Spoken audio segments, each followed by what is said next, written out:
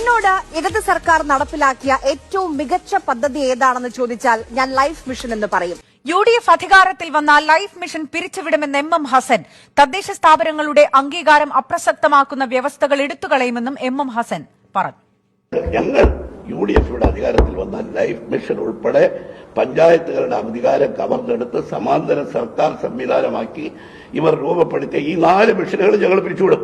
സ്വന്തമായി വീടില്ലാത്ത ഒരാളും നമ്മുടെ നാട്ടിൽ വേണ്ട എന്ന തീരുമാനം, നാടിന് അഭിമാനമായ പദ്ധതി, സമ്പൂർണ്ണ പാർപ്പിട സുരക്ഷാ പദ്ധതി.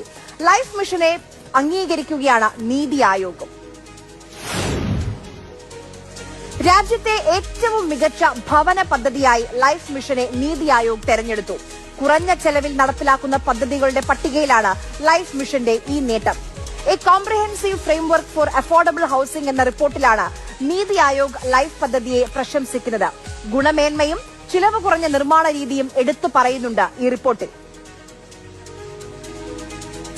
ഇതുവരെ ലൈഫിൽ 6,547,000 വീടുകൾ നിർമ്മിക്കാനാണ് കരാർ വെച്ചത്.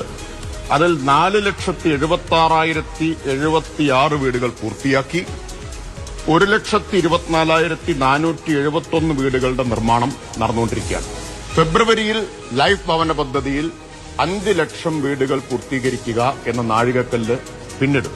മാത്രമല്ല, ഇന്ത്യയിൽ ഏറ്റവും ഉയർന്ന തുക ലൈഫിലാണ് കൊടുക്കുന്നത്. അതുകൊണ്ടുകൂടിയാണ് നീതി ആയോഗ് ഇതിനെ ബെസ്റ്റ് പ്രാക്ടീസായിട്ട് തിരഞ്ഞെടുത്തത്. 4 ലക്ഷം രൂപ കൊടുക്കുന്നത്. പട്ടികവർഗ സങ്കേതങ്ങളിൽ 6 ലക്ഷം രൂപയാണ് കൊടുക്കുന്നത്. MP രാജേഷ് പറഞ്ഞ കണക്കുകളൊന്ന് നോക്കൂ.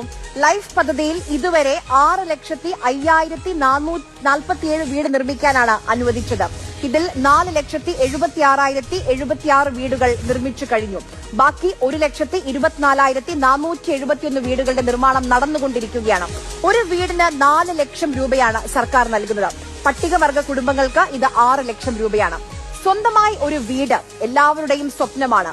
പല സാഹചര്യങ്ങൾ കൊണ്ട് അത് യാഥാർത്ഥ്യമാക്കാൻ കഴിയാത്ത മനുഷ്യരുണ്ട് നമുക്ക് ചുറ്റും. അവരുടെ ലൈഫാണ് ലൈഫിലൂടെ മാറ്റിയെഴുതുന്നത്.